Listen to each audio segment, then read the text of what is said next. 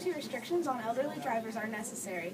Monday, on the 21st of May 2007, Don Osler, a 29-year-old man, and his 5-year-old daughter, Gwendolyn, were hit by a moving vehicle while crossing the street in southern Murray, Utah. The person in the vehicle during the accident was an 86-year-old senior citizen. Sadly, accidents like this are not very uncommon. In recent studies, drivers over the ages of 75 were the cause of the highest rates of pedestrian deaths out of 100,000 drivers in a wide array of ages. It is for these reasons that more elderly people should not be allowed to drive.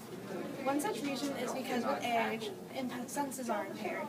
One such sense is hearing, which they may become deaf or be impaired with hearing, and they may become independent on a hearing aid or device to help them with their hearing. And they may not be able to hear the sirens, car horns, or people around them in the surroundings. Secondly, their sight also may become impaired, and they may lose their eyesight and become dependent on glasses or need an eye surgery in the future. They may not see the cop, fire truck, ambulance, lights, or cars, or other people crossing the road. And they may have trouble seeing at night, causing distractions while driving. And they cannot entirely sense their surroundings. When elderly drivers are suffering from these impairments, they may become a danger to themselves and to others around them when they are behind the wheel. They are a danger to others because they could run red lights, speed, run stoplights, or hit a pedestrian or other drivers. And they're a danger to themselves because they could run off the road, also speed, run lights and stop signs, and they could also hit objects in the surrounding, causing injuries or death to themselves. Some argue that when taking away an elderly person's ability to drive, they are taking away their independence. They can also be independent while driving, though. According to the national agenda, should include senior driving issues.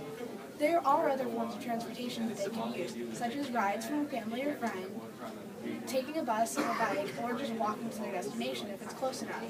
They could also have help from others, such as living in a retirement home, assisted living, or having an in-home aide to help them with things they need.